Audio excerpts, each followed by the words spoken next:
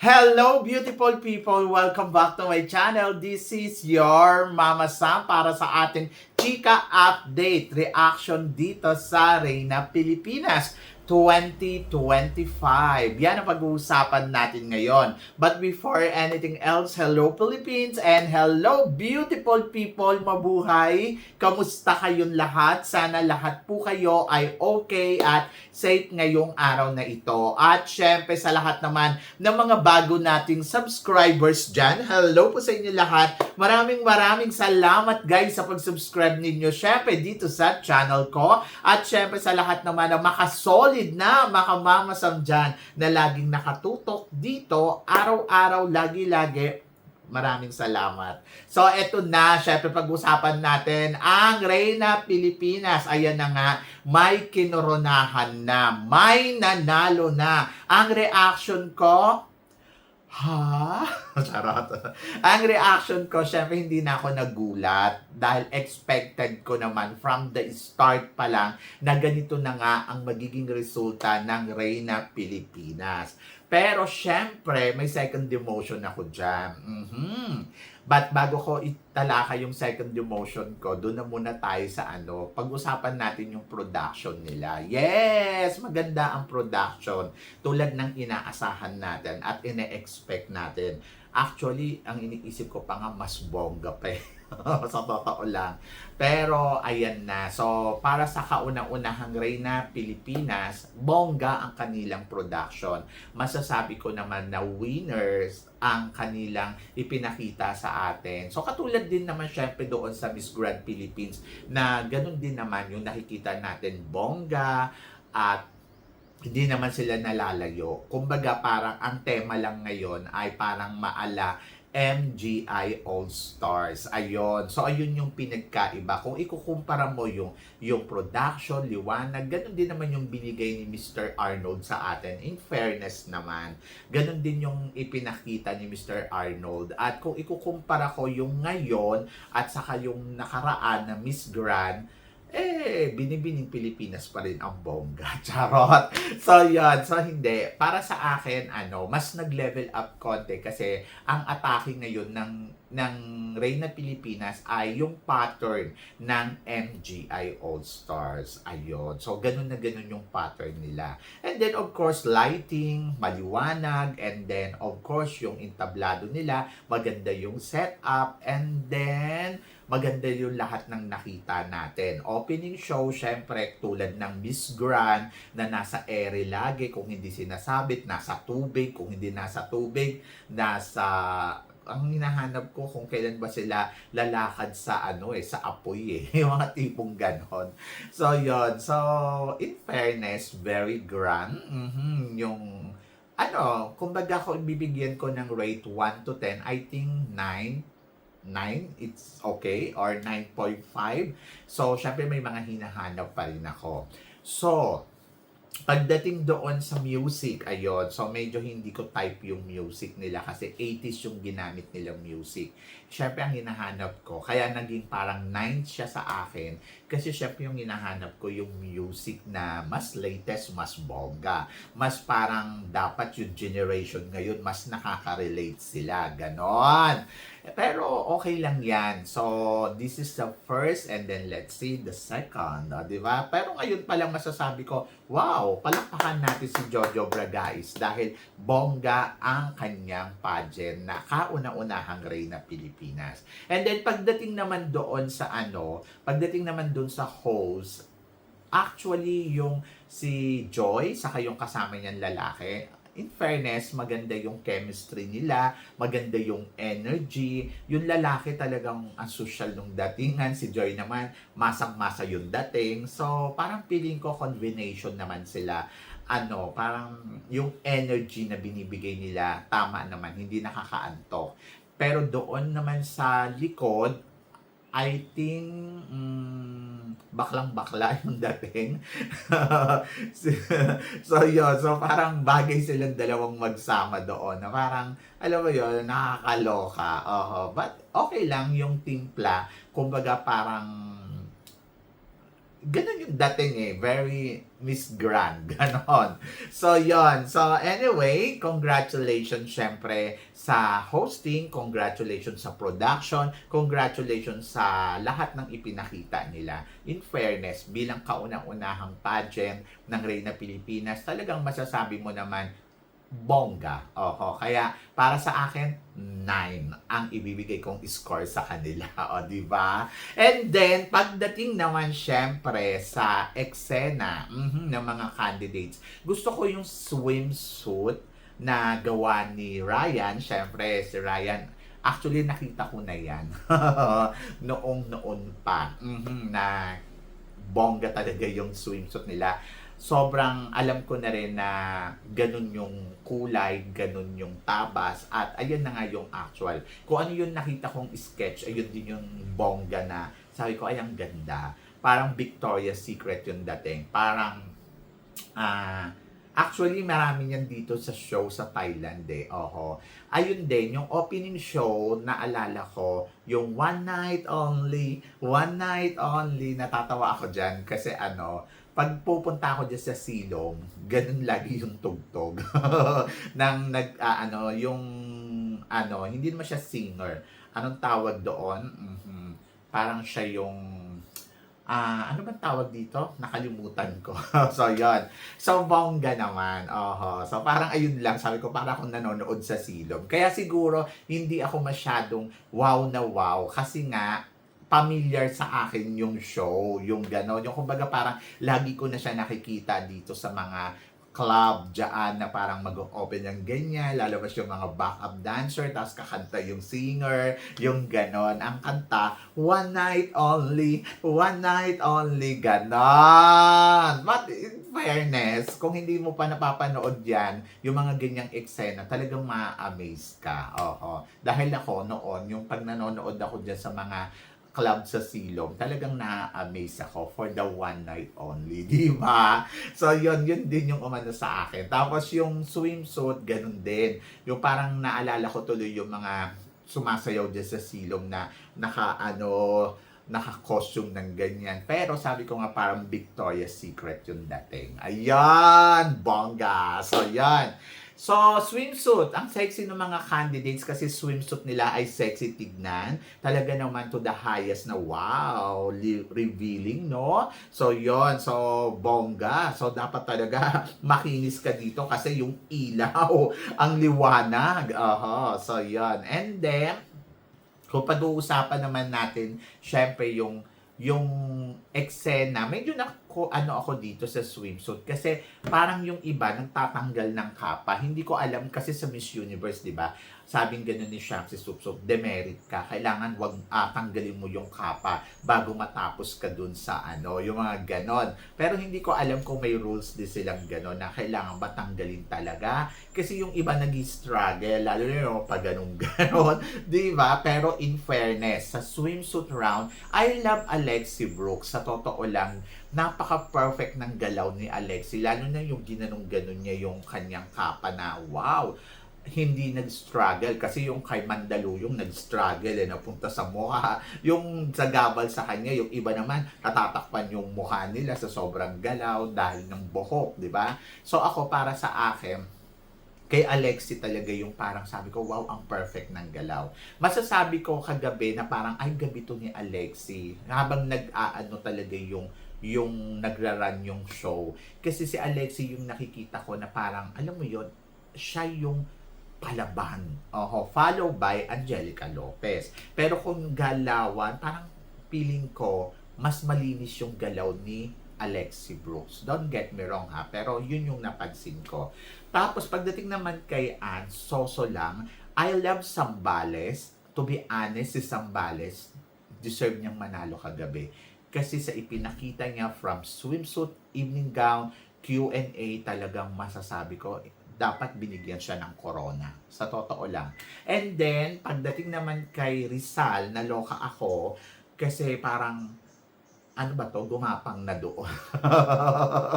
So, sana ma-avoid natin yung mga ganyang yung mga ganyang eksena kasi hindi queen. Oho. Yung alam mo yun, naloka lang ako doon sa entry niya na parang pak. O, di ba? Parang ano to, ate, showgirl na ba? Charot. So, yun. Pero kasi diskarte niya yun. Ayun yung paraan niya. But, in fairness naman, naitawid naman niya ng maayos. So, yun. Kasi lalo na kung naka-swimsuit or ano, kasi parang feeling ko, okay yung mga ganong eksena na medyo pagabang ang ano, kung opening number, opening show, yung mga ganon. Pero pag sa swimsuit kasi, syempre, dapat Reyna pa rin yung dating. Ganon. And then, of course, Angelica Lopez siya ang nanalong best in swimsuit. Obviously naman, kasi naman, ang sexy naman kasi talaga ng, ng katawan, di ba? And then, kung hindi ako nagkakamali, follow by, sino ba to? Si Alexi, di ba? So, yon. And then, sumunod ang sumunod ay sino ba? Mandaluyong? Parang ganon. Anyway, so, pag-usapan natin, after ng swimsuit round, nag-cut na kagad sila ng top 11. So yung format nila, top 11, isa sa voting. Pero kasi nagtataka ako, bakit si San Mateo Rizal, don't get me wrong guys hindi ko alam kung bakit ito nangyari. San Mateo Rizal, San Mateo Rizal, si Rizal, at saka si Manila, ang score na nakuha, mababa, more than kay Pateros. Si San Mateo Rizal ay 8.71, si Rizal ay 8.5, Manila 8.64, pero si Pateros ay 8.79. Pero bakit wala siya sa top 11? Kung tutuusin nga, dapat wala dun si Rizal kasi 8.5 lang si Rizal. Or pwede nga din maligwak si Manila at palitan ni Pateros, di ba? So hindi ko alam kung ano ba yung system na botohan. So yun. So double check ninyo. Kasi yun yung nakita ko. Bakit wala si Pateros? Ang taas ng score ni Pateros. More than kay Manila, Rizal, San Mateo. Hindi ko na nga chinek yung iba So anyway, hindi ko alam baka kasi may plus. So baka may voting plus score, ganun ba? Kasi 'di ba ang format nila ay parang MGI. So, pagdating sa evening gown, bongga ang mga gown ng mga girls, ayon. So, ako pinaka-bonggang gown sa akin, Alexi. Sa evening gown. Ang ganda ng performance ni Alexi, ang ganda ng gown, ang ganda ng details ng gown. Talagang nakaka-wow. May wow factor talaga. Siya talaga yung masasabi ko, ay ang ganda. Plus gusto ko din yung sinuot niyang wig na short hair na hanggang dito, bagay na bagay sa kanya, babae ang Alexi. So gusto ko yung entrada, gusto ko yung pasabog na nagsuot ng wig, alam mo yon. And perfect para sa akin. And then, ayun, so gusto ko din yung kay kanino ba to? May yung isa pang candidates nagustuhan ko din, si Nueve Ecija ba? Ang ganda din. Bongga. Siya ba yung Camarines Sur yata? Yung color red na parang ang ganda ng gown. Medyo nag-struggle lang konti, pero ang ganda ng gown. Gusto ko. Tapos gusto ko rin yung kay Zambales. Pasabog din. Bukod dun kay Alexi, I think mas gusto ko Alexi then Zambales. Gusto ko talaga yung gown ni Zambales, ang winner. Pero in fairness naman kay Manila, bumawi din siya sa gown. Kaya gusto ko din yung gown na color red. Ang ganda, bumagay sa kanya. And then, si Angelica, para sa akin, hindi ko masyado bet yung gown.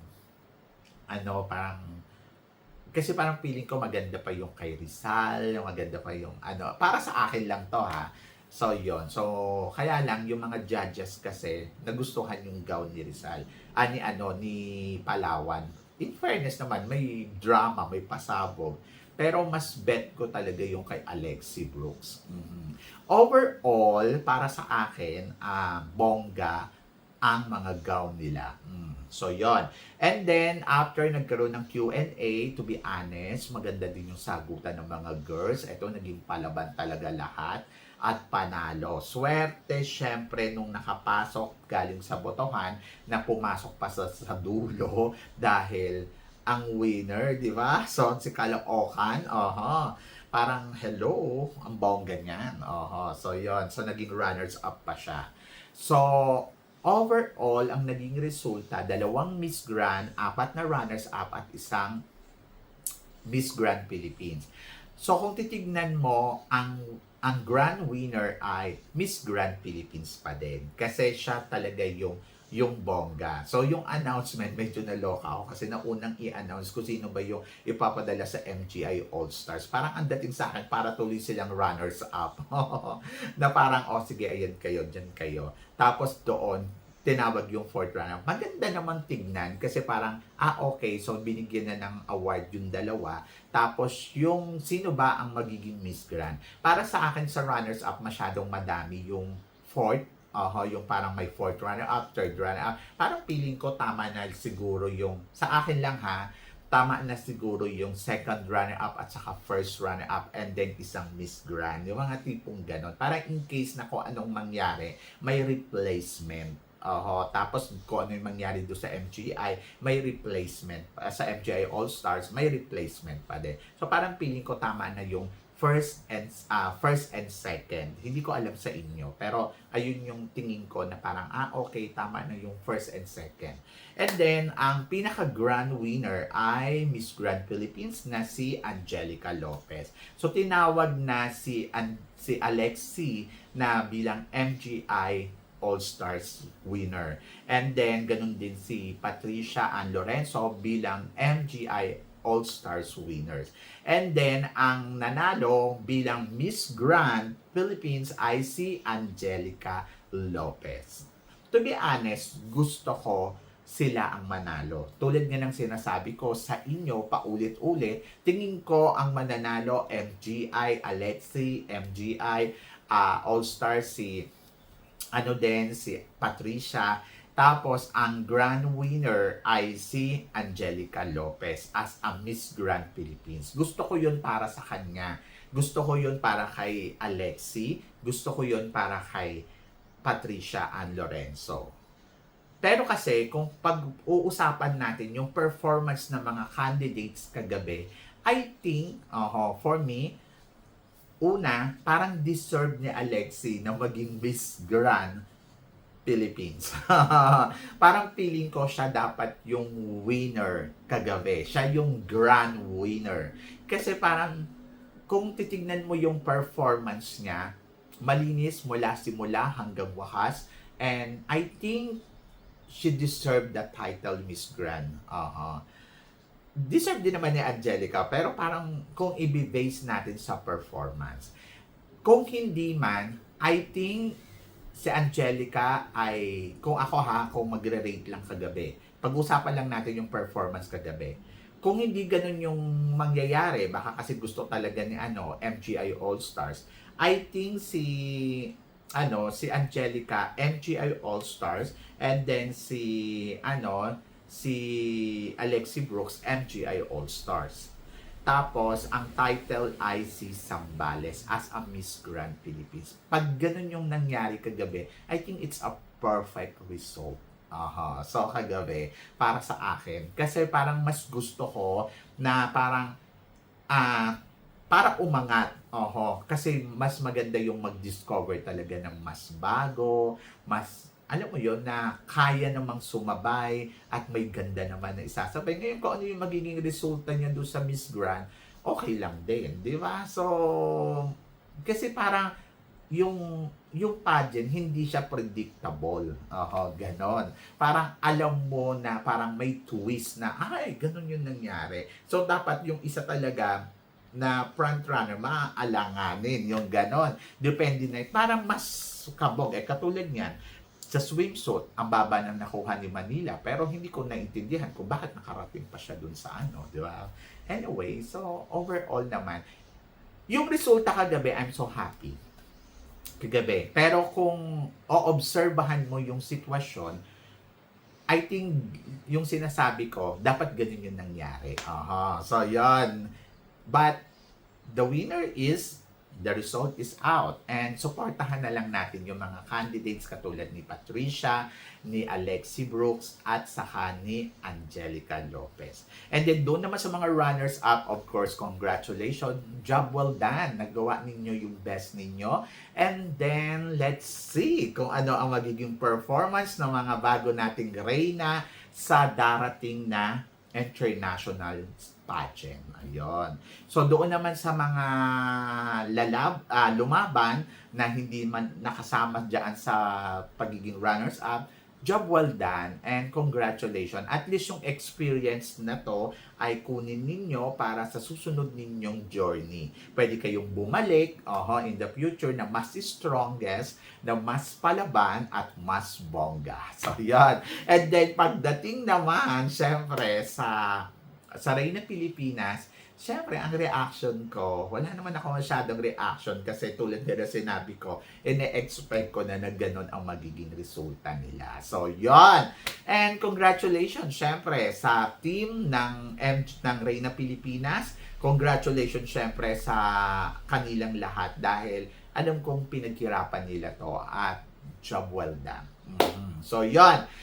At kayo guys, ano guys ang masasabi ninyo dito sa mga pinag-uusapan natin ngayon? I-comment below mo yan para at least malaman ko naman kung ano naman ang chika mo dito sa mga tinatalakay natin ngayon. Syempre maraming salamat po sa inyong lahat, sa love and support na binibigay ninyo syempre dito sa channel ko. At sa mga hindi pa po nakaka-follow at nakaka-subscribe, please don't forget to click like and subscribe my channel at i-click nyo na rin po ang notification bell to more updated syempre sa aking mga chika. Sabi ng ganon, always keep smiling and laban lang. So guys, hanggang dito na lang. Hanggang sa muli nating chikahan. See you tomorrow. Thank you guys.